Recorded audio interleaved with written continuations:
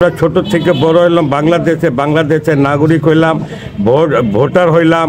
আমাদেরকে যখনই ইলেকশন হয় তখনই বলে আপনাদেরকে পুনর্বাসন করা হবে। ইলেকশন দিয়েই ভোট দেওয়ার পরেই আমাদেরকে আর কেউ জিগায় না, কিছু করে না।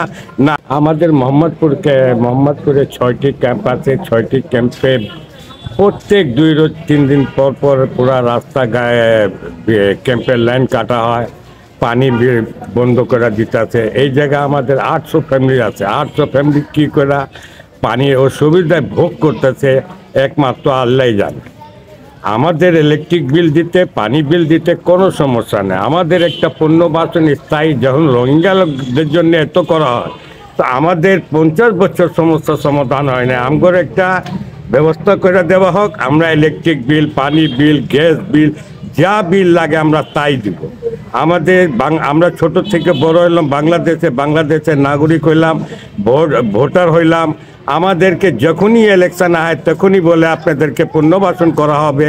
ইলেকশন দিয়েই ভোট দেওয়ার পরেই আমাদেরকে আর কেউ জিগায় না, কিছু করে না। না, আজ পর্যন্ত পুনর্বাসন হইতেছে। তো আমি প্রধান উপদেষ্টার কাছে অনুরোধ করব, হাত জোড়া পা ধইরা, কি আমাদের সমস্যা সমাধান করা হোক। আমরা অনেক কষ্টতে আছি।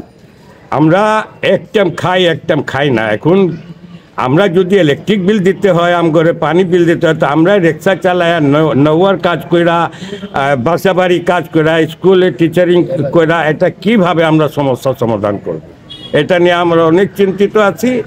যে কোনো মুহূর্তে এই লাইন কাটাকাটি নিয়ে একটা বড় ধরনের দুর্ঘটনা ঘটার সম্ভাবনা রয়েছে। যার জন্যে আমি প্রধান উপদেষ্টার ইউনূস সাহেবের কাছে আমি হাত জোড়া পা ধরা অনুরোধ করতেছি, আমাদের দিকে একটু আশ্বাসন করেন।